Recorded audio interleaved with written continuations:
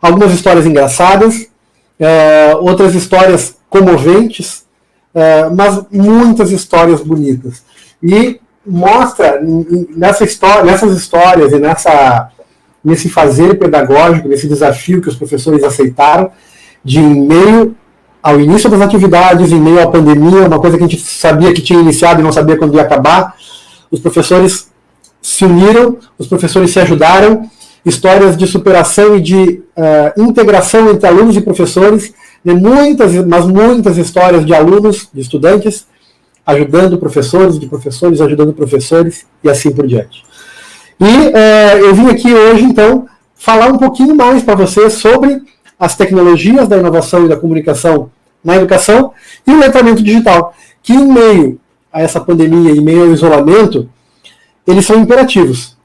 E pós-isolamento e pós-pandemia, depois do retorno das aulas presenciais, uma das coisas que nós percebemos, conversando com os professores, conversando com os alunos, e observando o movimento mundial da educação, que o ensino híbrido é um ensino que veio para ficar. Né? É um ensino que veio como uma ferramenta, como uma potente ferramenta pedagógica de inclusão. Então, deixa eu avançar aqui. Bom, a pandemia nos permitiu perceber, né, que esse mundo está mudando e está mudando muito rapidamente.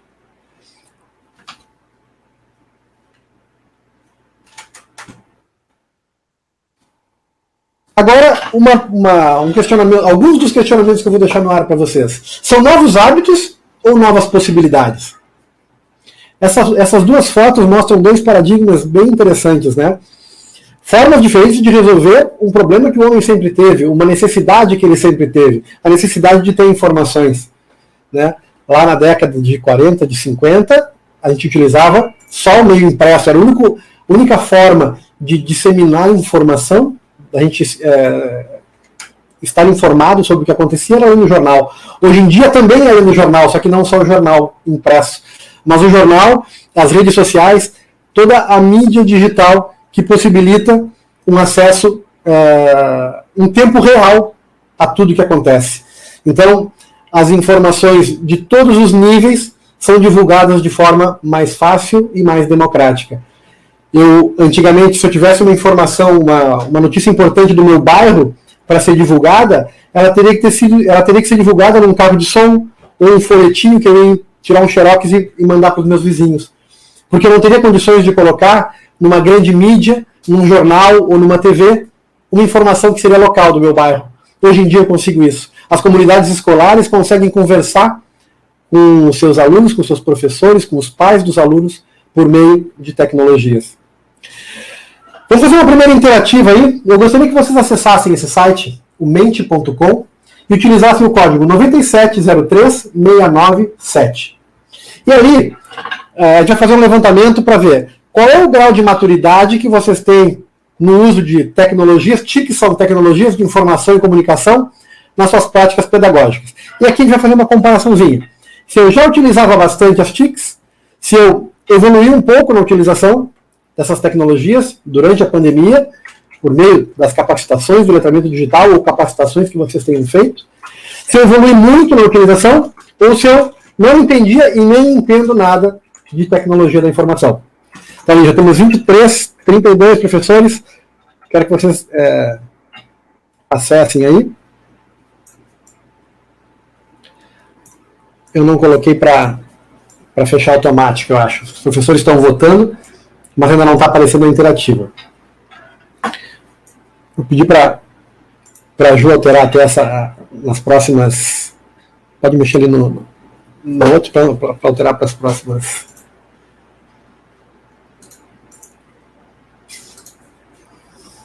Daqui a pouquinho eu já mostro para vocês como estão as parciais.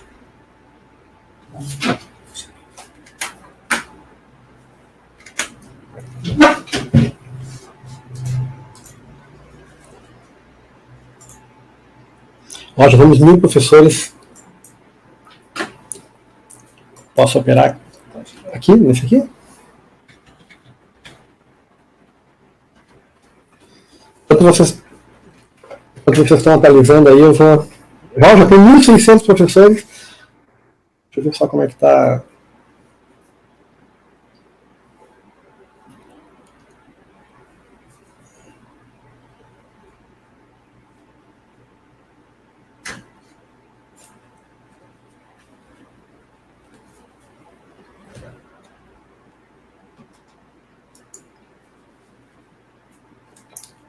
Tá na tela? Olha aí, gente. A maioria dos professores evoluíram muito. Bom, a maioria evoluiu, e evoluiu alguns muito, outros evoluíram um pouco. Poucos professores, né, aí, se a gente considerar aí 1/4 dos professores já utilizavam bastante tecnologias, isso é ótimo. E pouquíssimos professores não conseguiram ainda entender, ou que entendem pouco de tecnologia. E aí, principalmente para esses professores, eu acho que nós, enquanto professores que trabalhamos com tecnologias de diferentes graus de entendimento de tecnologia, temos o compromisso de auxiliar esses professores que estão com dificuldade ou não trabalham muito com tecnologia. Certo, gente? Eu acho que em meio à pandemia, em meio ao isolamento social, é a única forma, infelizmente, que nós temos de chegar até os nossos alunos, com todas as dificuldades que a gente sabe que tem. As tecnologias não vieram para resolver os problemas do mundo, não vieram para resolver os problemas da educação, mas, sem dúvida, vieram para possibilitar que nós conseguíssemos chegar na maior quantidade possível dos alunos em meio às escolas fechadas, né, o isolamento social. Que legal, já estamos com 4.200 professores, muita gente aí com muita evolução, muito bacana. Tem mais uma outra interativa rapidinho, vocês podem ir entrando, os professores que tiverem com dificuldade de entrar no Mentimeter, que é esse software, e quem participou do letramento digital aprendeu a usar o Mentimeter. O Mentimeter é um software que tem uma versão gratuita, que possibilita várias funcionalidades, como essa, de fazer interações e mostrar na aula, por meio do Meet, do compartilhamento de tela, as informações, e também permite fazer quiz. Eu posso fazer gamificação de forma muito fácil também e divertida com os alunos. Aí tem uma limitação, não fazia sentido eu trazer uma gamificação para esse processo agora, porque nós temos aí mais de 30 mil professores online participando, e eu tenho limitação de 2.000 pessoas para fazer as gamificações. Vamos lá. Agora, o grau de evolução em cada uma das ferramentas. Considerando que, se vocês já conheciam bastante a ferramenta, deixem na esquerda. E se vocês conhecem muito mais, conseguiram aprender bastante coisa de cada uma dessas ferramentas, arrastem para a direita o indicador, é o indicador de 1 a 5. Então a gente fala do Google Sala de Aula, né, o que é o Classroom, o Jamboard, que é aquele quadro interativo, né, nós tivemos relatos muito interessantes de professores, sobretudo de matemática, que se sentiam sem o principal instrumento, que era um quadro para poder representar uma equação, o desenvolvimento de um raciocínio matemático para os seus alunos, e a partir do Jamboard conseguiram fazer isso utilizando o celular e desenhando, escrevendo no celular, sem precisar usar telas digitais ou coisas assim. Google Meet, muitos professores utilizaram e precisaram, né, para poder interagir. O Google Apresentações e Google Documentos, isso acho que muitos já utilizavam. Google Planilhas e a gamificação das aulas. Que legal, bastante professor aí trabalhando com gamificação, ou buscando gamificação. Bom, esse quadro, gente, mostra o cenário atual da rede. Aí nós temos agora, nesse momento, 2.000 professores que já responderam, que são professores que estão interagindo, que estão evoluindo, que mostram evoluções nessas que são uma das principais ferramentas, das ferramentas mais utilizadas pelos professores da nossa rede nesse ano de 2020, né, que acabou. Ou seja, a sociedade se adaptou. A sociedade se adapta. A gente vê que as tecnologias, elas têm entrado para facilitar e, de certa forma, sem a gente ter muito planejamento. Eu não acredito que um pipoqueiro ou um vendedor ambulante de sorvete, de picolé da praia, se nós pegássemos ele no verão passado e perguntássemos para ele se ele tinha interesse de aceitar cartão de crédito ou aceitar Pix, porque às vezes a gente não leva nem cartão, né, para a praia, quando a gente podia ir na praia, na bandeira vermelha, e hoje em dia a gente já consegue fazer isso. A sociedade se adaptou muito rápido. Os ambulantes tiveram que se organizar porque sabiam que, bom, eu tenho que conseguir vender não só canga, eu vou vender máscara, porque as pessoas precisam de máscara.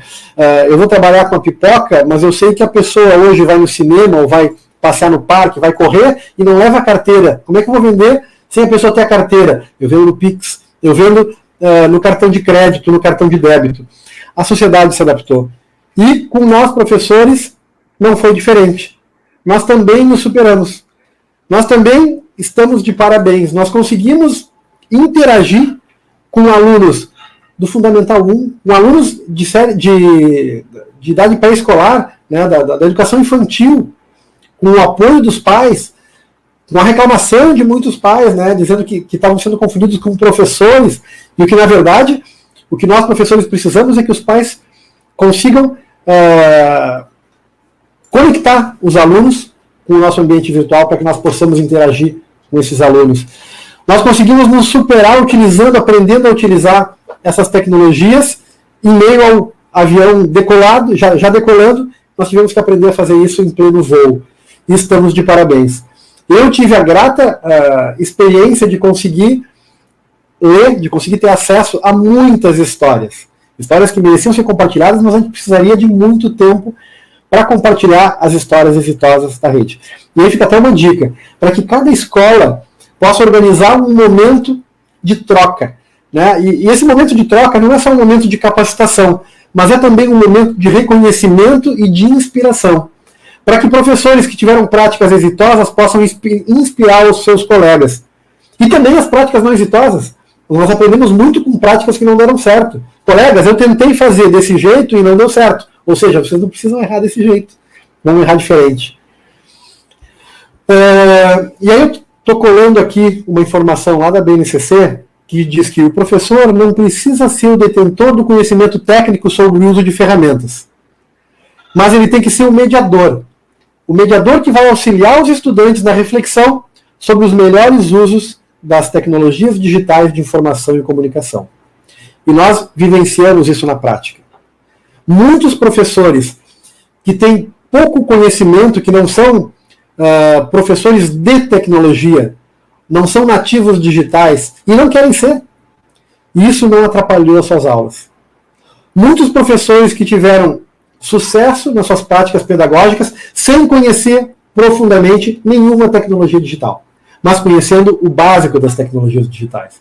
Porque o professor percebeu que o seu principal papel é conectar o conhecimento do aluno, conectar os objetos de aprendizagem, conectar as habilidades que o aluno tem que desenvolver com a diversidade de materiais disponíveis na rede. Não só na rede, na vida do aluno. A tecnologia, então, não é a solução para todos os problemas. E se ela não for planejada, ela pode passar a ser um problema. Então aí eu estou provocando vocês no sentido de que não adianta só ter o Chromebook. Não adianta só ter a internet patrocinada. Não adianta só ter o Google Sala de Aula e os alunos lá dentro. O professor precisa se preocupar agora, num segundo momento, agora que ele já respirou e viu que a tecnologia não é um bicho de 7 cabeças, que ele tem um apoio de um letramento digital, que tem uma estrutura de aulas, de ambiente virtual, de tutoriais, de monitores que podem ajudar ele a organizar sua aula, mas tem uma coisa que os monitores não podem ajudar. Tem uma coisa que depende só do professor, que é o planejamento. E se ele não trabalhar em cima desse planejamento, acaba que a tecnologia pode atrapalhar ele.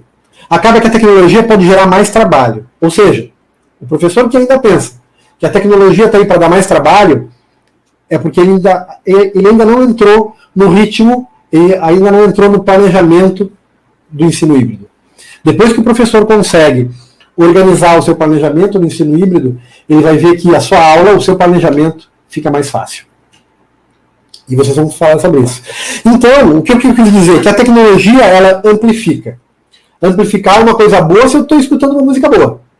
E amplificar pode ser uma coisa ruim. O que é bom fica melhor, o que é ruim fica pior ainda. E aqui eu trouxe um exemplo muito legal. Eu posso usar a tecnologia, por exemplo, para pegar um desenho, uma pintura que o aluno fez e dar vida para essa pintura. Eu posso usar a realidade aumentada. Eu posso usar simuladores. Eu posso usar, colocar o aluno em lugares que ele não tem muita perspectiva de visitar. Eu posso mostrar práticas ou simulações sem o aluno precisar ter acesso a laboratórios que só existem em centros de referência de pesquisa. Eu posso mostrar para um aluno experiências de física quântica sem ele ter entrado num laboratório de física. Por meio de simuladores, por meio do uso de tecnologias. Mas também, o que é ruim, pode ficar ainda pior. Eu posso simplesmente transformar uma aula chata numa coisa massiva. e multiplicar, literalmente, como esse exemplo da tabuada, multiplicar um exemplo presencial, um exemplo chato, um exemplo sem criatividade, onde o professor acaba sendo aquele velho professor conteudista e classificatório. Então, a gente deve cuidar, porque a tecnologia, ela amplifica. A tecnologia, ela pode ser excludente, mas também pode ser inclusiva. Se eu planejar minha aula, eu posso tornar minha aula inclusiva. Eu posso possibilitar experiências gratuitas, eu posso possibilitar que o aluno tenha acesso a informações, acesso a conteúdos, acesso a conhecimentos incríveis. Mas ela pode ser excludente. Se eu não planejar bem a minha aula, pode ser que aquela interação, aquela aula, não possa ser acessada por muitos alunos, porque eles vão precisar ter aplicativos instalados, que não podem ser instalados no celular, ou que são pagos, ou que não rodam dentro do aplicativo que o aluno está usando. Então ela pode ser tanto excludente quanto inclusiva. Ela pode ser ela pode massificar ou pode personalizar a aprendizagem. O mais fácil é massificar. Eu pegar uma aula e reproduzir essa aula infinitamente. Agora, eu posso utilizar as tecnologias para personalizar a aprendizagem, para mediar, o professor entender qual é o limite que ele vai dar no seu planejamento, de forma que o aluno possa escolher os caminhos que ele pode melhor utilizar, que mais se adequem ao seu aprender, ao seu desenvolvimento. Eu tenho alunos que são mais visuais, alunos que são mais sinestésicos, eu tenho alunos que gostam de um tipo de música, ou de um tipo de cor, de um tipo de animação, e o aluno pode buscar diferentes fontes de conhecimento, desde que tenha uma boa curadoria feita pelo professor. Então o professor não deve engessar e massificar. Ele deve ter um cuidado para conseguir personalizar essa aprendizagem sem dar trabalho para ele, sem aumentar o trabalho. Mais uma interativa, então. Em 2020, minhas aulas no Google Sala de Aula foram mais excludentes ou mais inclusivas? Mais massificadas ou mais personalizadas?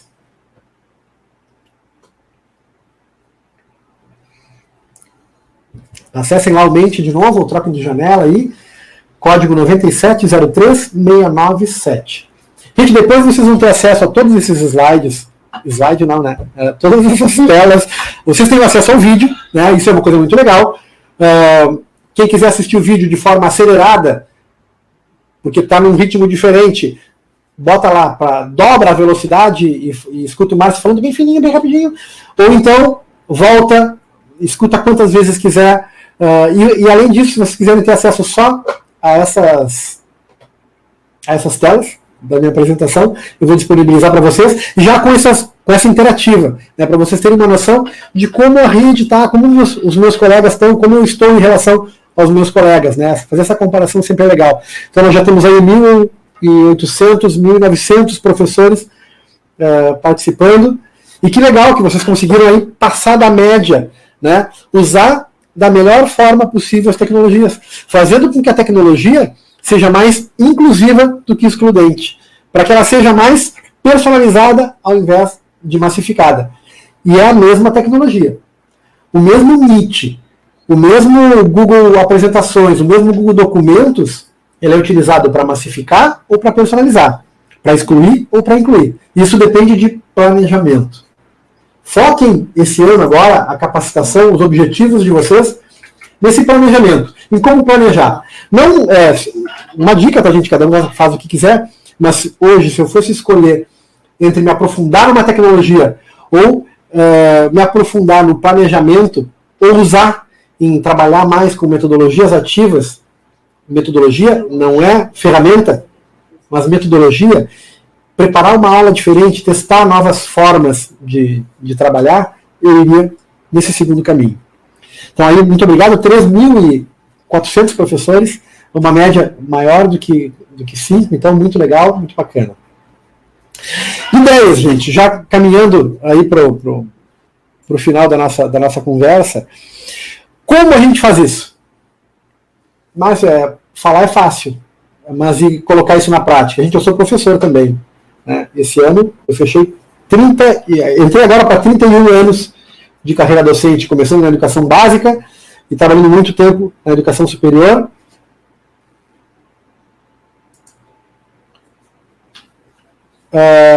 Alguns exemplos muito simples.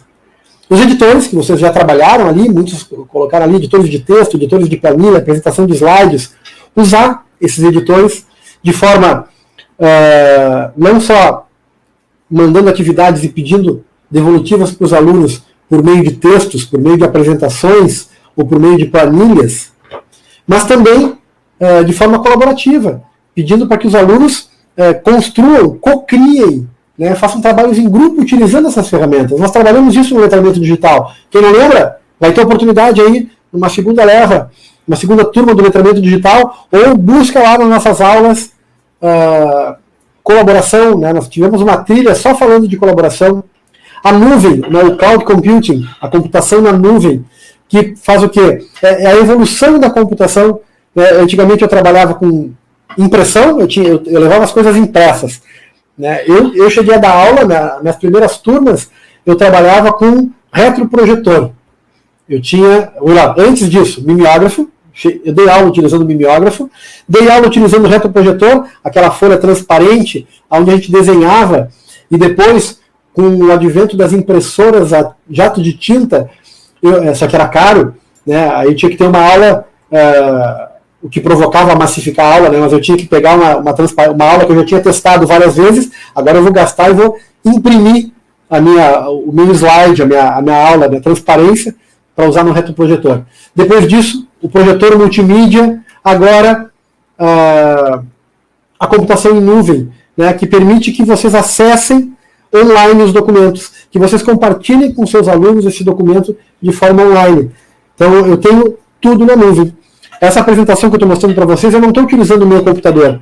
E se eu estivesse caminhando na rua, eu conseguiria pelo meu celular interagir com vocês e avançar essa apresentação. Porque todos esses arquivos, eles estão na nuvem. Isso facilita o transporte, facilita a comunicação dos documentos, isso democratiza, porque possibilita que pessoas que não tenham condições de imprimir possam acessar esses documentos, facilita a atualização desses documentos. Vocês lembram das enciclopédias? Né? Enciclopédia Barça, Enciclopédia Britânia, as enciclopédias que tinham todo ano atualizações. Então eu tenho 15, 20 volumes em ordem alfabética, e aí surgiu a Guerra do Golfo. A Guerra do Golfo não está lá. Ah, não, mas na atualização de 1900 e Guaraná de rolha, tem lá a atualização da Guerra do Golfo. Tem que buscar em ordem alfabética, eu tinha que imprimir, derrubar árvore, fazer um monte de coisa. Filmes e séries. A utilização de filmes e séries, muitos professores já utilizam isso, né? E agora, na pandemia, também é uma ferramenta importante, interessante, porque os alunos estão utilizando muito, tanto TV quanto YouTube e outras plataformas, como Netflix e outras plataformas de acesso a filmes. O professor consegue copiar, né, um pedaço, recortar trechos de filmes ou de animações e apresentar para os seus alunos. Fotos e vídeos. Os celulares hoje todos têm câmera. Possibilitar que os alunos troquem experiências, que eles filmem, que eles tirem fotos das plantas, que eles tirem fotos das formas geométricas, que eles tirem fotos, que eles utilizem vídeos para fazer entrevistas com seus familiares, com profissionais que eles têm acesso, e vocês trabalharem em cima dessa realidade dos alunos sem ter o aluno próximo. É o jeito que a gente tem de conseguir interagir. E os alunos são craques nisso. Os alunos fazem animações, fazem edições de imagens e de vídeos, muito mais do que nós. Nós, estou me incluindo nisso. Utilizar as tecnologias para se comunicar. Eu posso fazer a interação com um professor, com um grupo de pesquisa que está em outra cidade, que está em outra escola. Isso é muito interessante. Eu consigo, por exemplo, colocar um pai numa turma para fazer um depoimento, uma pessoa da comunidade para fazer uma acolhida para os meus alunos. Utilizar isso, a gente tem usado muito, né, o Meet e outras ferramentas, para fazer videoconferências, audiochamadas, videochamadas. Eu tive relatos de alunos e professores que montaram podcasts, que é um programa de áudio só, né? E tem muito acesso os podcasts. Quando as pessoas estão em deslocamento, ou estão trabalhando, ou estão fazendo alguma atividade que não tem como estar olhando para a tela, mas ele está escutando. Então tem alunos que fazem podcasts. Tem turmas que a turma faz voluntariamente no final da sala da aula, um grupo de 2 ou 3 alunos se reúnem e fazem um podcast resumindo aquela aula para facilitar o acesso aos seus colegas. Gente, isso de forma voluntária, sem precisar ser provocado. Os alunos são muito criativos nessas soluções. O compartilhamento, né? E aí, no compartilhamento, eu quero aproveitar para fazer uma colocação para vocês. Ensinar a compartilhar, os alunos já compartilham, né? Mas aí vai ter um item aí da cultura digital que a gente acaba passando batido, né? Que a cultura digital é muito mais do que o compartilhar, do que o clicar no share ou no compartilhar. Quando um aluno compartilha, quando nós compartilhamos uma publicação, é muito mais do que a tecnologia de copiar aquilo e colocar no nosso perfil. Tem uma coisa implícita nisso, né? Uma assinatura. Eu concordo, eu repasso, eu assino. Isso é uma coisa importante. Isso a gente tem que trabalhar com os nossos alunos. Mostrar para o aluno que o simples ato de compartilhar é muito mais do que a tecnologia de copiar uma coisa do outro lado. Nesse papel é o papel do professor, e não ensinar o aluno a compartilhar.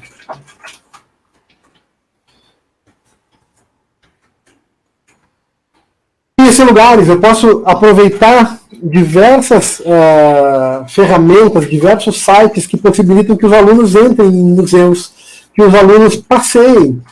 Se vocês forem lá na minha palestra de tecnologias do ano passado, nós utilizamos um software, um aplicativo na internet, que a gente entra num carro e passeia por diversas cidades no mundo.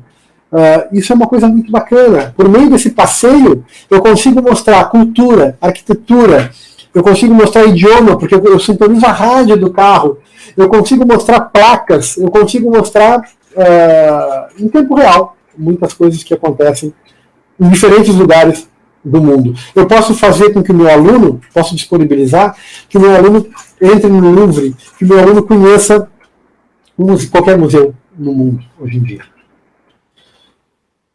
Bancos digitais, né, por meio de acesso a aplicativos, o professor pode entrar no aplicativo do banco digital e mostrar para o aluno informações sobre investimentos, sobre empréstimos, sobre juros, sobre matemática financeira, sobre conversão de moedas, sobre câmbio, sobre geografia, né, utilizando aplicativos de banco. Eu posso, utilizando aplicativos de música, né, trabalhar com aulas de literatura, de história, de idiomas, e existem ferramentas de música muito divertidas. Por que não fazer um karaokê na nossa aula virtual? Né? Então, tem muita coisa que pode ser explorada, tudo gratuito, eu não estou falando de nenhum software pago.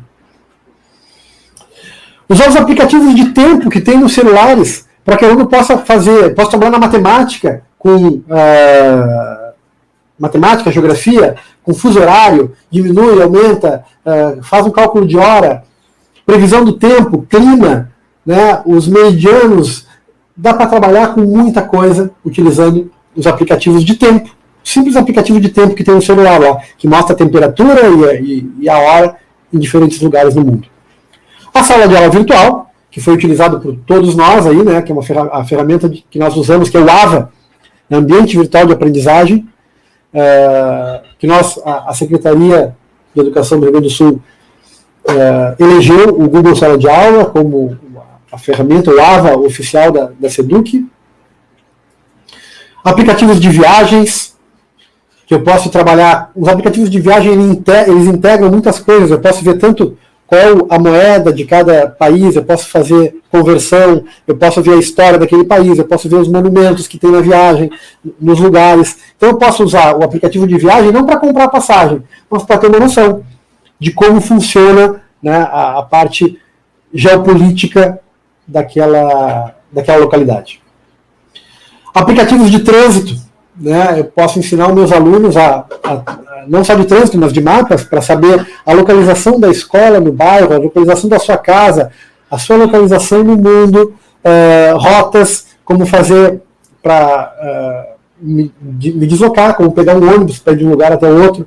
Existem diversas cidades que já têm aplicativos que mostram rotas de ônibus, né? Os ônibus que eu posso pegar para me deslocar na cidade.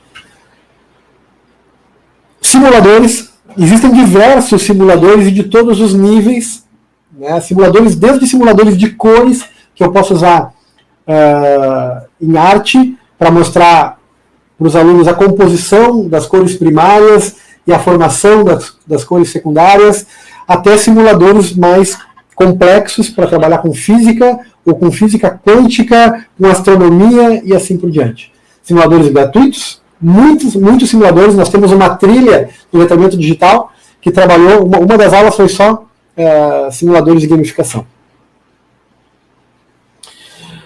E aí coisas mais avançadas, né, que a gente hoje não trabalha, mas que vocês devem ter em mente, né, para um olhar de futuro, que vai também contribuir no futuro para a educação.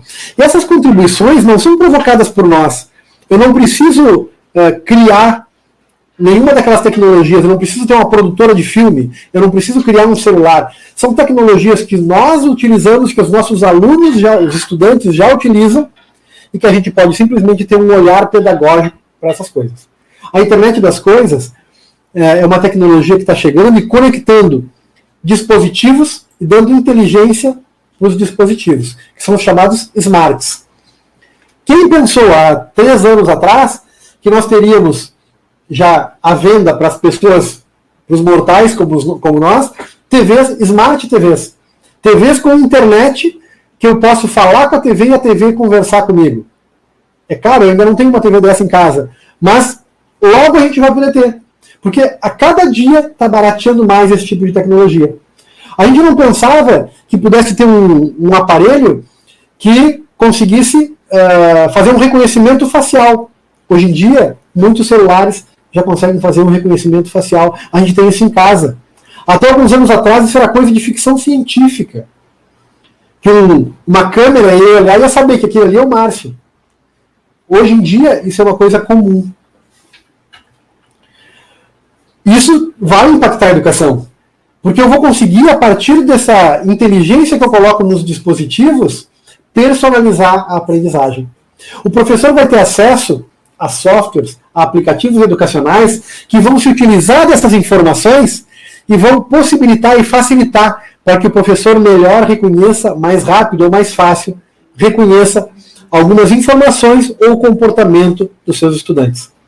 As impressoras 3D também são apontadas aí por alguns especialistas, alguns futurólogos, alguns especialistas de tecnologia, como uma grande revolução da indústria e do comércio.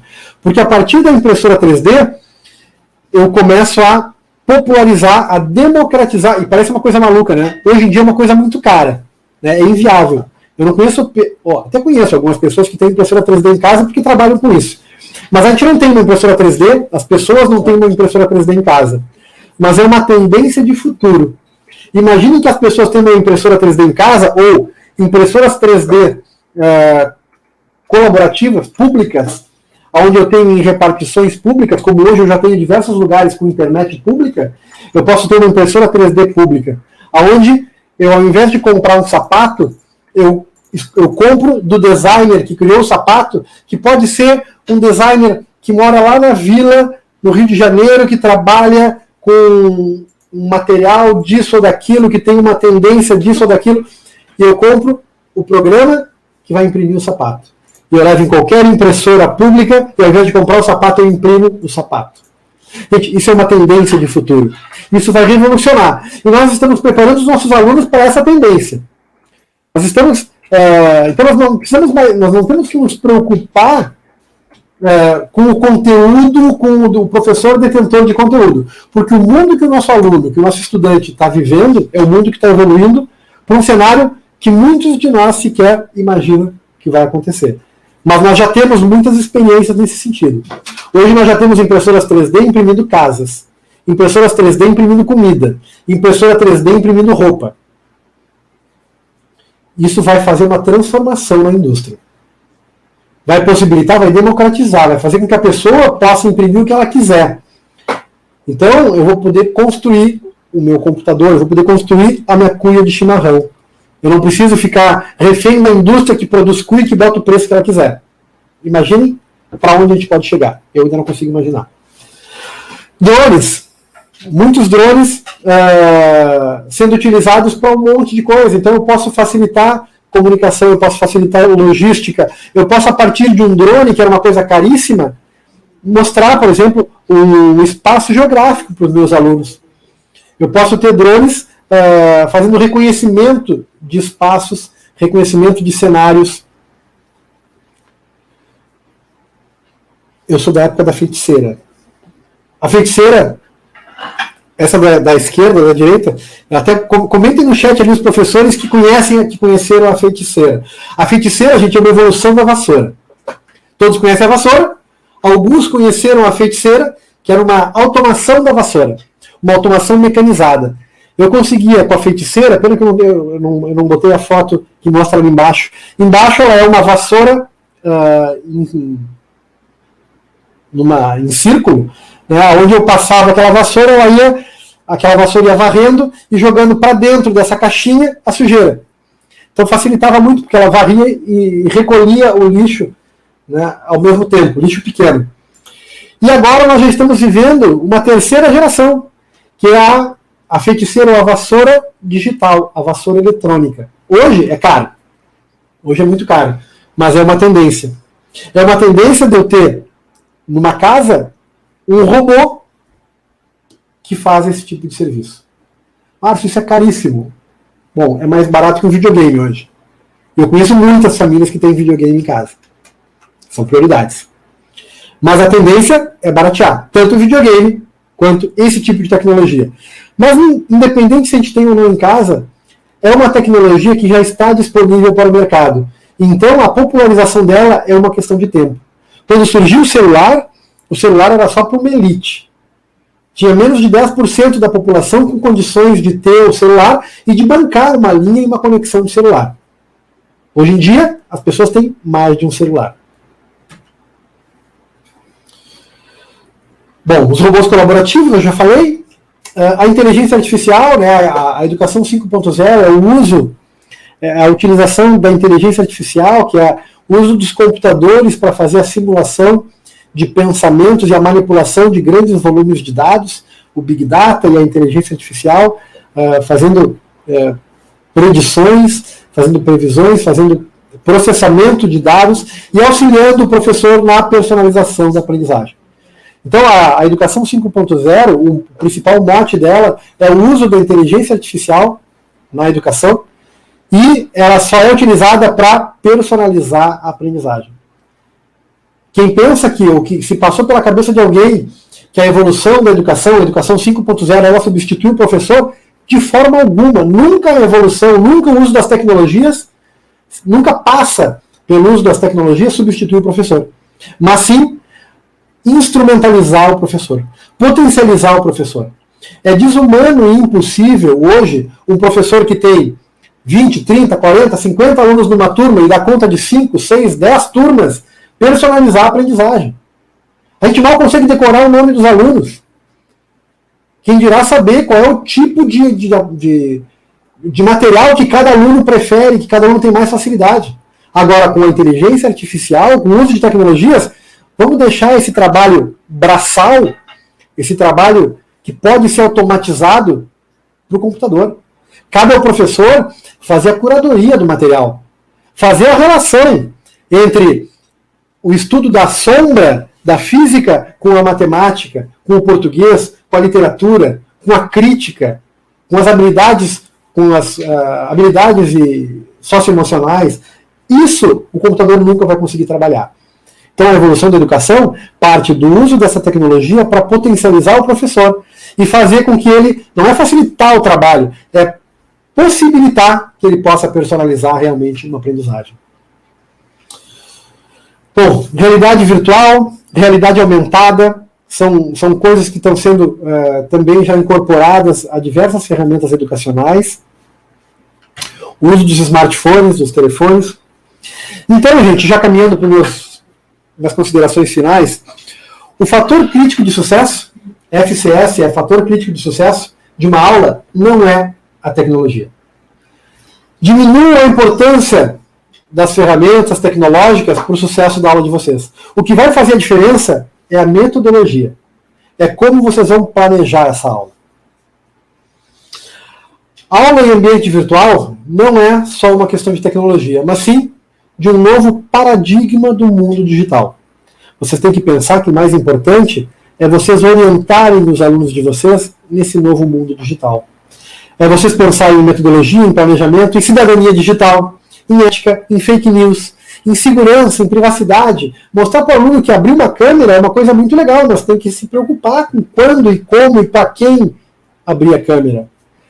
Cyberbullying, as tecnologias assistivas, o uso de tecnologia para inclusão, tudo isso sim é muito mais importante do que fazer pirueta utilizando as ferramentas das tecnologias digitais. O aprendizado não se dá na entrega do conteúdo. O professor não precisa ser o senhor youtuber. O professor não precisa ser o cara que é o mago das câmeras. O aprendizado não se dá na gravação, na superprodução de um vídeo. Ele não se dá na apresentação dos conteúdos em slides coloridos ou vibrantes. O YouTube, o SlideShare e outras ferramentas digitais, elas estão aí e estão repletas de conteúdos, de alternativas para o professor.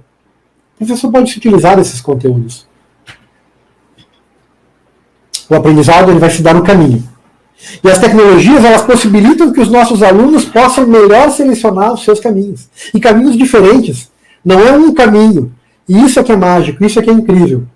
Então, o que o professor tem que fazer é possibilitar diversos caminhos, e caminhos bons para os seus alunos. Uma boa alternativa para preparar uma boa experiência de sala de aula invertida, então primeiro, o professor se preocupar em motivar.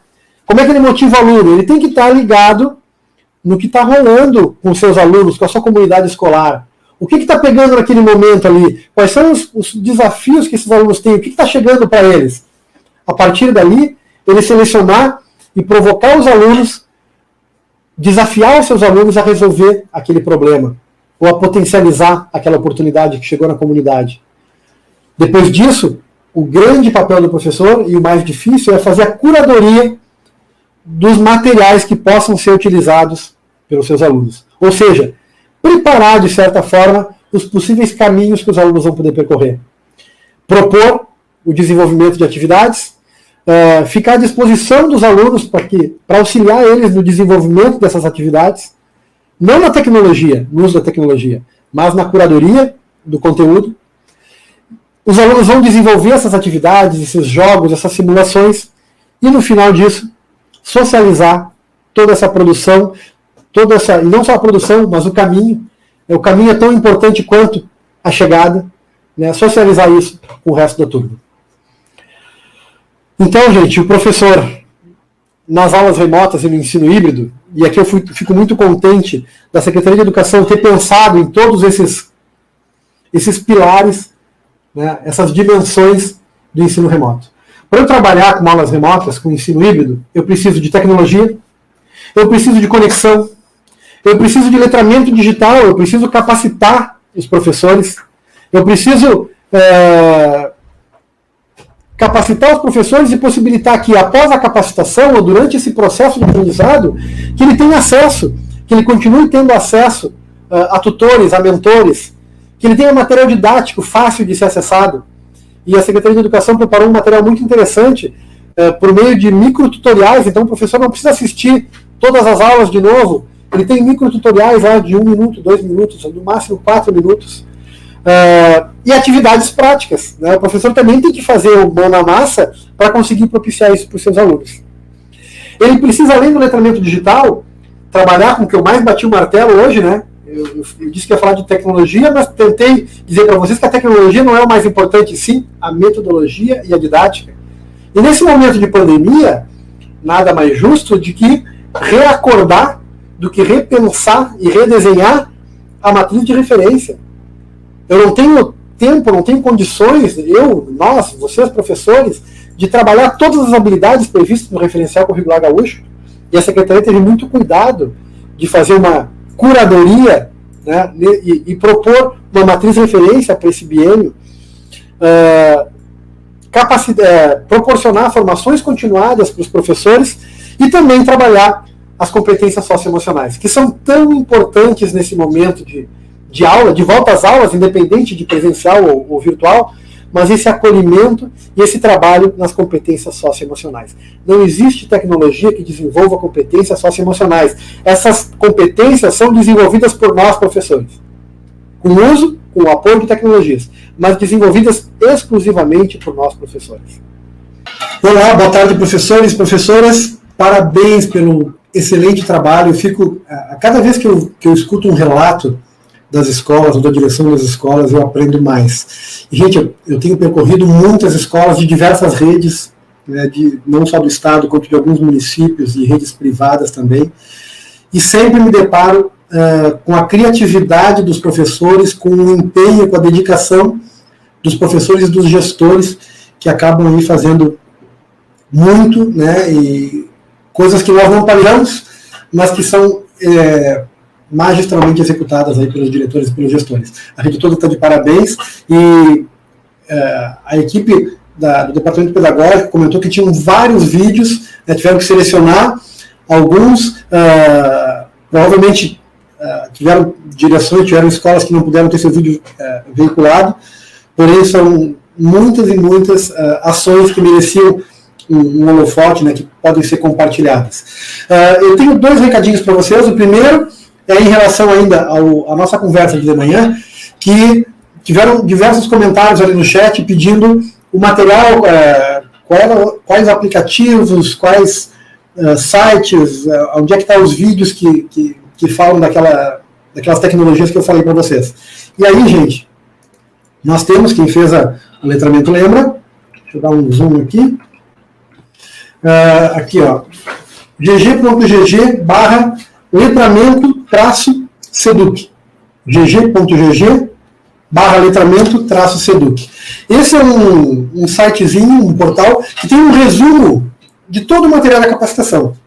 E os professores também têm, se vocês entrarem no Google Classroom, lá, cada professor tem a sua sala de aula do letramento digital, onde tem todas as atividades de todas as trilhas, todos os vídeos, os resumos, as atividades que foram propostas pela equipe do Educa Digital e assim por diante. Então aqui vocês podem escolher a trilha, tem link para as aulas, também tem link para os vídeos.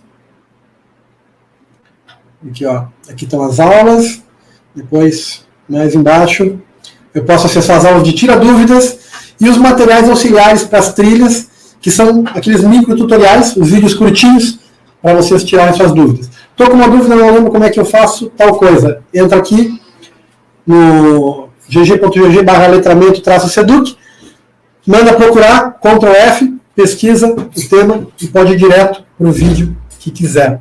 Tá, gente? Tem aqui também o atestado das aulas. Os professores que fizeram a capacitação e não emitiram o atestado, podem entrar ali e emitir o atestado das aulas. E a Seduc está preparando uma segunda edição do letramento digital, para quem não fez, ou para quem fez e quer aprofundar alguma coisa.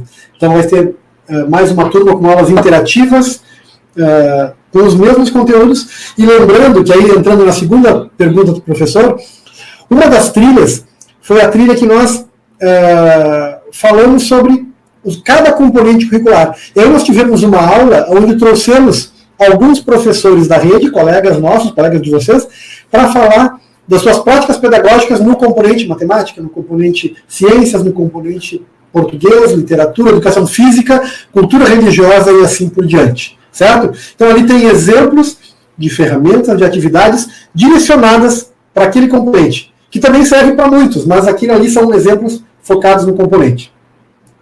Mas o meu tema da tarde é planejamento.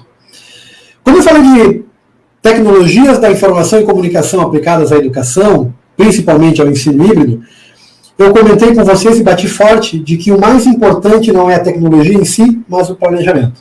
E a Seduc preparou um instrumento para facilitar esse planejamento. E o planejamento, ele serve não só para ajudar o professor a organizar a sua aula, mas para organizar toda a sua prática pedagógica, desde a aula até a avaliação. É muito importante, sobretudo nesse momento de pandemia, de aulas remotas, que o professor avalie seu aluno por habilidade, e não mais por conceito ou por objeto do conhecimento. Então, para auxiliar o professor a passar, eu acho que é uma transição, alguns professores já fazem isso, e os que não fazem devem fazer, isso é uma orientação pedagógica, não só da SEDUC, é uma orientação do MEC, da BNCC e das teorias pedagógicas modernas, né, de se trabalhar por habilidade e não por conceito ou por conhecimento. Nesse sentido, a SEDUC organizou um formulário, uma planilha de planejamento que orienta o professor a pensar por habilidade. E ele, ao pensar por habilidade e ao planejar a sua aula por habilidade, ele automaticamente já facilita a construção dos seus instrumentos de avaliação, o que avaliar, o que observar no aluno em termos de habilidade, para depois conseguir fazer uma avaliação diagnóstica no início do próximo período, no final do período vigente. Aonde está? Bom, esse instrumento ele já carrega todas as habilidades da matriz de referência para o modelo híbrido, para o ensino, para as aulas remotas 2020 e 2021. Então, essa que eu vou mostrar para vocês foi a que foi realizada para 2020. A equipe do Departamento Pedagógico já atualizou a planilha para pegar o biênio 2020 e 2021, porém nós estamos revisando, fazendo as últimas revisões, porque são muitos anos, modalidades, anos e componente curricular, então a gente tem que revisar cada um para que vocês não acessem o link errado. São mais de 300 links que têm que ser revisados. A partir da semana que vem vocês já vão ter essa nova versão da planilha. Mas não é muito diferente do que eu vou mostrar para vocês. Como é que eu faço para acessar? Estando no Google, a gente tem que acessar o Drive. Para acessar o Drive, duas formas. A primeira, escrevendo na barra drive.google.com. A segunda, indo nos 9 pontinhos aqui no canto superior direito, procurando o Drive. Acessei o Drive. Posso entrar na pasta que eu quiser, posso escolher qualquer pasta, quero ter uma pasta de planejamento, ou eu organizo o meu Drive por escola. Então eu entro na pasta da escola, e aí dentro da pasta da escola eu posso ter lá o meu componente, ou as turmas que eu trabalho. Aí depois, aqui em cima, no canto superior esquerdo, novo, planilhas Google, só que ao invés de clicar no planilhas Google, eu venho aqui nessa setinha para a direita. Se eu deixar o cursor ali em cima, vai abrir um submenu onde eu escolho com base no modelo. Então, Drive, novo, planilhas Google com base em um modelo. Atualmente aparecem dois modelos. O modelo de planejamento pedagógico versão 3.1 e 3.2. A partir da semana que vem, vocês vão ter mais dois modelos. O modelo de planejamento pedagógico semanal, versão 4.0 para o ensino fundamental, e o modelo de planejamento pedagógico, versão 4.0 para o ensino médio. Certo? Eu vou entrar aqui. Quando a gente entra nesse modelo de planejamento pedagógico, ele automaticamente vai criar para vocês, né, uma cópia dessa planilha. Então vocês não vão estar alterando esse modelo que todos os professores acessam, vocês vão criar uma cópia. Ou então, se vocês já fizeram isso no ano passado, vocês podem simplesmente entrar nesse mesmo documento. Imaginem que esse aqui seja o documento que eu fiz ano passado. E aí eu venho aqui em arquivo, fazer uma cópia. Aqui no arquivo fazer uma cópia, eu escrevo, então vai ser Educação Física, turma 81. Quando eu vou salvar, ele vai criar uma cópia, já naquela pasta que eu estou. Podia ter escolhido outra pasta. Vou esperar um pouquinho para carregar. O link para esse modelo de planejamento vai estar no site do Departamento Pedagógico também. Mas está disponível para toda a rede por meio direto do Drive nos modelos de documento. É o jeito mais fácil de acessar.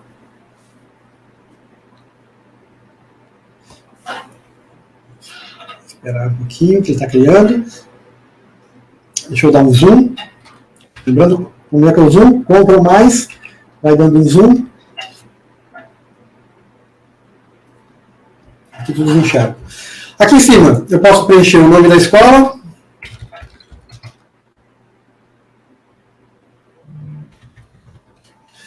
Etapa modalidade. Sempre que tem a setinha para baixo, eu posso clicar e ele vai abrir as possíveis etapas ou modalidades para eu selecionar. Vamos lá.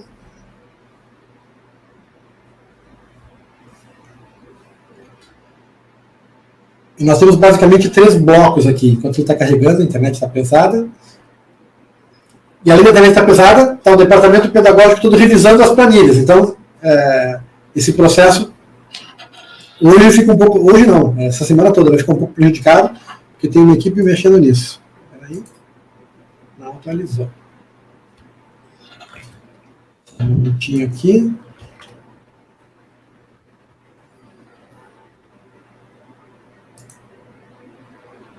Está reconectando.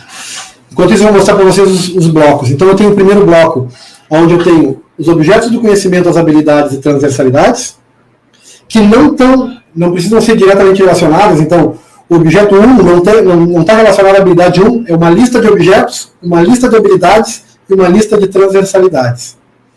No modelo novo da planilha, as transversalidades elas vão sair desse bloco e vão estar num bloco acima, divididas em três dimensões de transversalidades.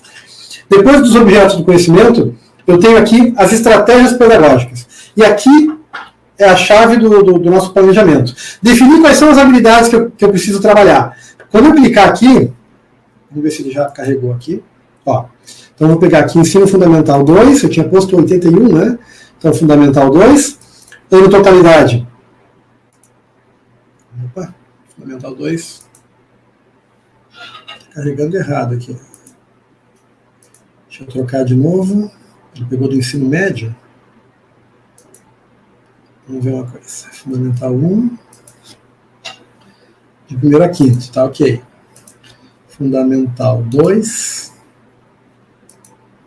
Tá aqui. 8º ano. Isso pode acontecer com vocês. Ele demora um pouco para atualizar.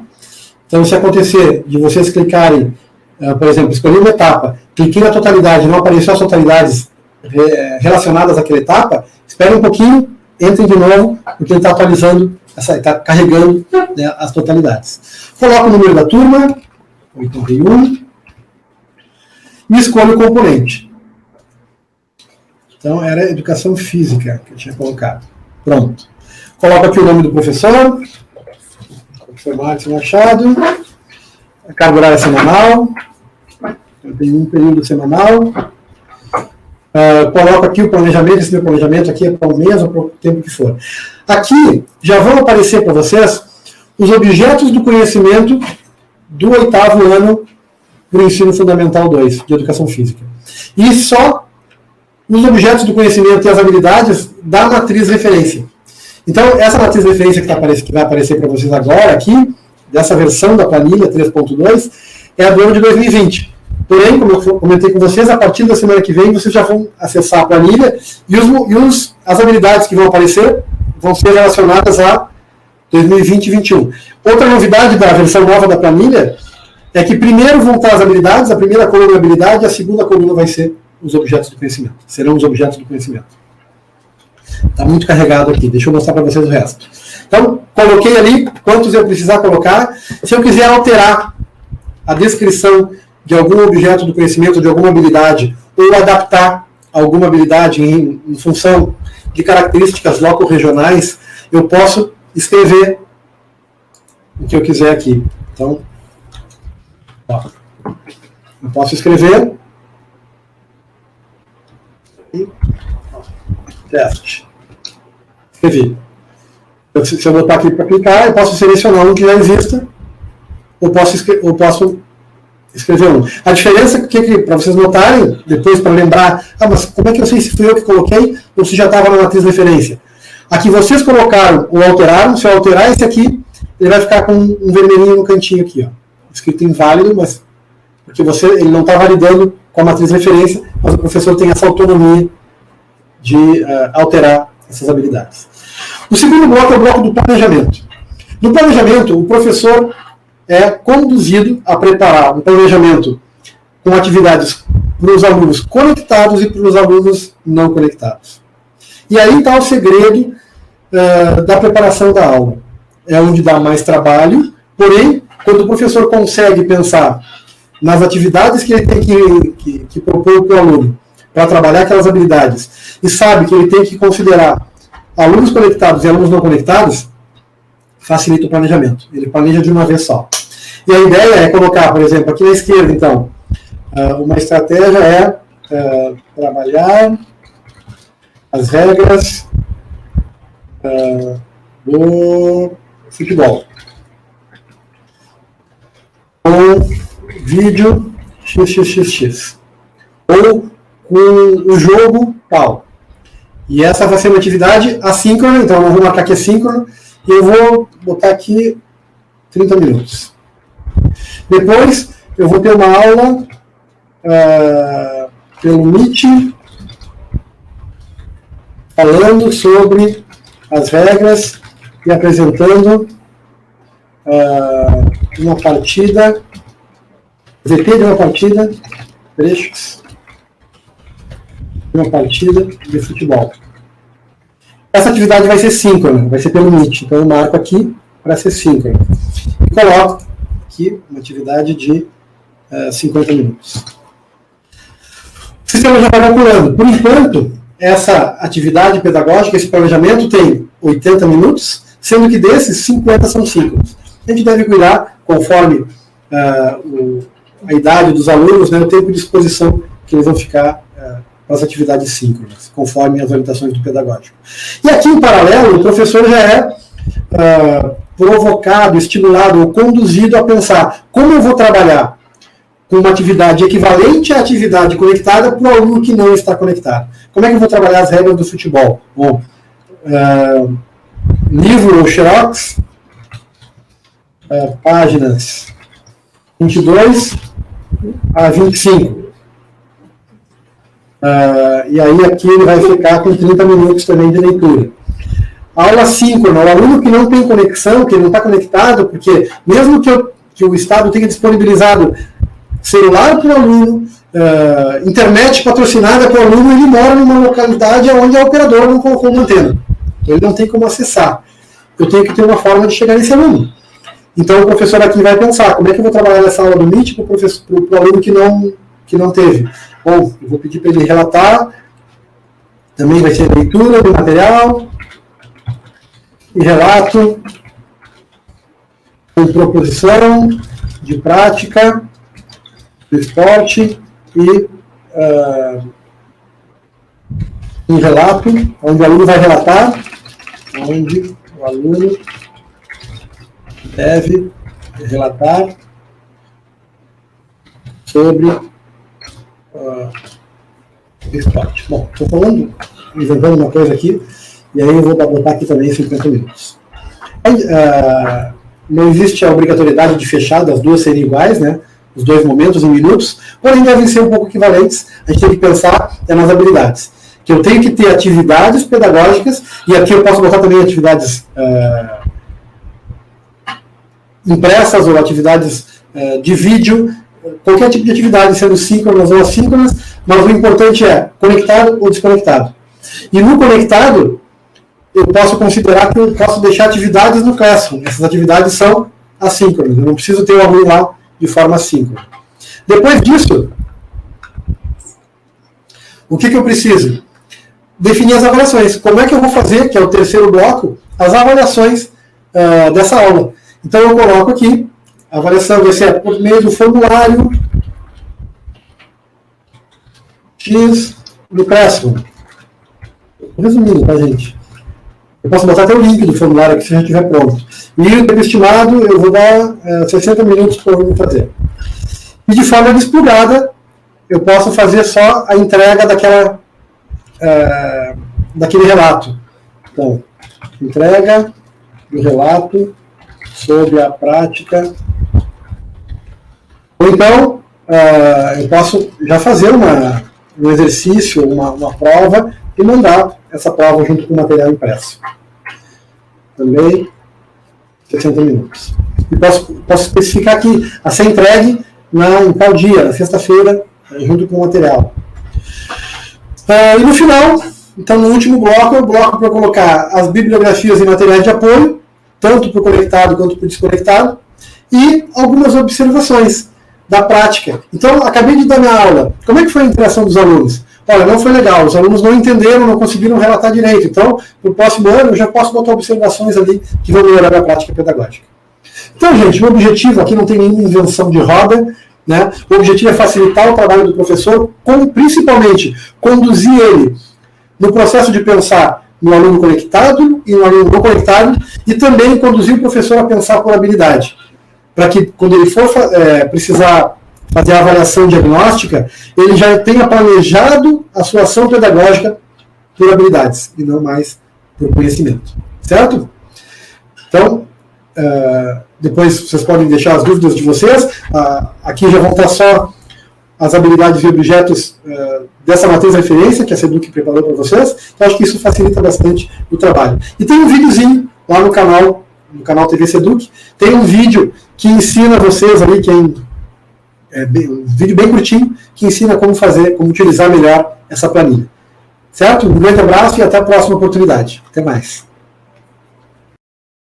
A todos os colegas, é um prazer muito enorme a 6ª Coordenadoria Regional de Educação estar representando o Polo 6 neste momento de formação, aonde que a gente traz uma experiência de um projeto que recebeu o nome Ao Encontro, né, que trabalhava diretamente com a busca ativa dos nossos alunos, verificando, de fato, o que tinha por trás dessa busca ativa dos nossos alunos, entendendo que em cada estudante há uma história de vida, que simplesmente não era só buscar aquele estudante para dentro da escola, principalmente aqueles que tinham perdido um vínculo já há bastante tempo na escola, neste período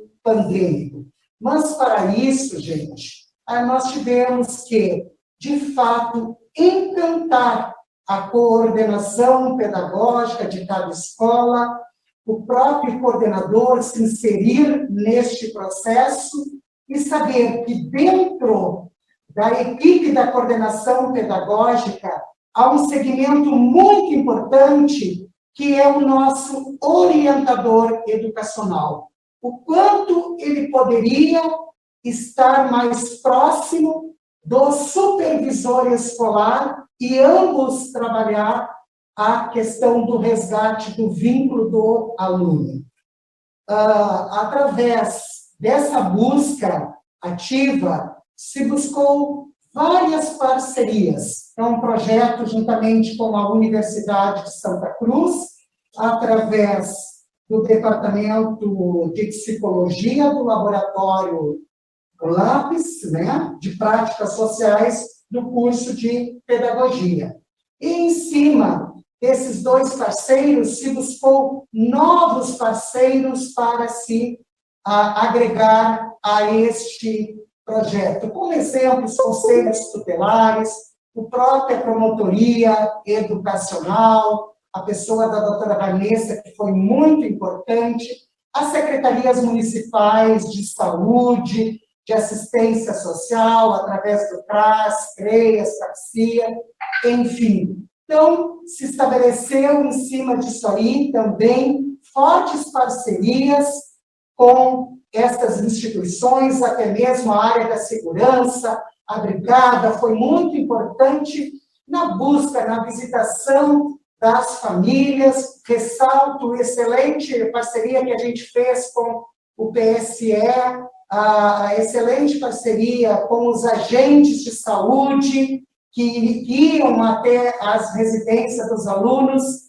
e colaboravam lá, fazendo todo um questionamento para nós. Mas eu quero deixar evidenciado nessa proposta que essa busca ativa, ela não é simplesmente trazer o aluno, trazer um número para dentro da escola, mas entender que por detrás desse estudante há uma história e que ele precisa ser evidenciada dentro da instituição escolar, que não é simplesmente por uma falta de conexão, às vezes por a carência de um equipamento, enfim, que esse aluno acaba perdendo o vínculo com a escola. Há todo um contexto, e a busca ativa nada mais, nada menos, é aquilo que a gente já se vivenciava, que sempre teve a evasão e o abandono dentro da escola. E parece que uma simples ficha e o fluxo de uma FUCAI resolvia o problema. E a pandemia, todo esse processo, ela nos ensinou e trouxe dados que se faz necessário olhar e saber quem é aquele aluno, em que contexto ele está inserido e quais as oportunidades que a gente pode ter enquanto escola lá, coordenação pedagógica, junto com a orientação, para que nós possamos, de fato, olhar este aluno e situar ele num contexto, principalmente de acolhimento. Bom dia. Eu trabalho na CIFAB PSE e fiz o trabalho também com os orientadores, sou assessora pedagógica, grupo pedagógico. Então, nós montamos uma linha de tempo, se puderes colocar a apresentação de forma bem sistemática, porque mais iniciaram as aulas e logo houve a suspensão dessas aulas.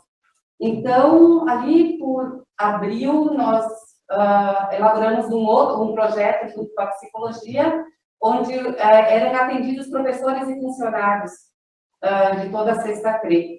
E se percebeu ali por maio a necessidade de organizar esses estagiários da psicologia, porque eles não poderiam mais ir até a escola atender.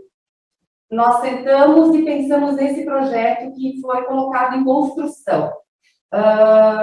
Ali por julho, nós, depois de elaborar o projeto, de pensar, de levantar as demandas das escolas, nós percebemos que havia uma necessidade, muitos alunos que estavam afastados, que não estavam entregando os trabalhos, e era uma questão de angústia.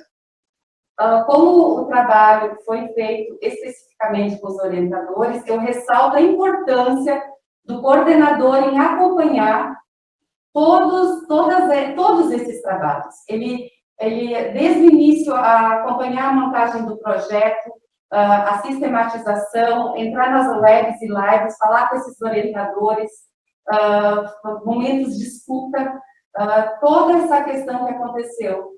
Também junto, trabalhar com a demanda escolar, nós trabalhamos junto com o Leonardo, que é da demanda escolar, que sempre dava assessoramento do Luiz e todas essas outras questões. Então, nós encaminhamos pelo Google Forms a primeira etapa em julho, mas não era um questionário de números. O orientador ele teria que enxergar o aluno, colocar os dados dele e colocar ali as justificativas que estariam sendo trazidas pela dificuldade de frequentar. Tá? Então, nós fomos seguindo depois para a segunda etapa. Tivemos várias formações, rodas de conversa, roda-vidas, que foi um momento também importante de formação. Mas o que eu ressalto são as parcerias, o coordenador já falou, e da importância da rede de saúde. Hoje, o PSL já existia, mas hoje é fundamental juntar a saúde e a escola. E nós fizemos um trabalho, conseguimos, junto com os PSEs, uma grande parceria. Todos os municípios têm um representante do PSE, temos as 3 coordenadorias regionais de educação. Pode seguir, Léo, lá no projeto, só mostrar o folderzinho, seus parceiros, pode seguir. Eu ressalto a questão das redes. A nós cabia muito a questão do apoio a esses orientadores. Foi criado um grupo de WhatsApp, onde começou a haver a comunicação, a interação. E isso foi muito importante, porque é importante que a gente esteja perto desses orientadores que, nesse momento, estavam mais diretamente envolvidos. Então, ali está o folder em cada estudante da história de vida, né? Então, através do Google Forms, a gente procurou identificar quais as ações esses orientadores estavam fazendo e, principalmente, auxiliar na gestão, porque o que se percebe é que nem sempre nós conhecemos a rede de atendimento do município. Para onde encaminhar, qual é o trabalho da saúde, do CRAS, do CRES, de que forma esses encaminhamentos para o Conselho Tutelar, já que não houve FICAI, em que momento se busca ajuda ao Ministério Público, todas essas questões. Então, seguindo ali, foi a primeira etapa, foram 4 perguntas, pode seguir, Léo, aqui está documentado. A segunda etapa, depois a terceira etapa, uma atualização. Ali nós buscamos os alunos que estavam desaparecidos e não fazendo devolutiva alguma, certo? Nós seguimos aí, pode seguir aí, Léo, né, com as perguntas, as etapas, tudo fica documentado ali. Aí a lista dos estagiários que foram divididos por todas as escolas tiveram um estagiário disponível, o professor vai falar. E ao final, só gostaria de mostrar ali a quantificação dos resultados. A cada etapa, nós colocamos em números os resultados. Então, se vocês perceberem ali, inicialmente nós tínhamos um número de 924 alunos que não estavam praticamente presentes, fazendo nada, e ao final de janeiro esse número ficou em 273, então ficou em 70% a busca desses alunos. A importância de colocar números. Mas eu dizia ao coordenador é um trabalho silencioso e cada número destes não é um número, é um aluno, é uma vida, é uma família. Se nós pensarmos que cada aluno desses representa uma família de 2, 3 pessoas, a gente consegue perceber a dimensão, o olhar para a história desse aluno, para as necessidades desse aluno. E ali, ao final, estão os folders, né, dos momentos de formação e tudo. E eu só gostaria de deixar uma mensagem para este momento que nos desafia. Recomeços e mudanças fascinam, porque quando nada é certo, então tudo é possível. Obrigada. Agradeço a oportunidade de poder apresentar este projeto em poucas palavras e bem sintetizado, e convido a todos a conhecer melhor que estamos dispostos a buscar novos parceiros dentro dos polos.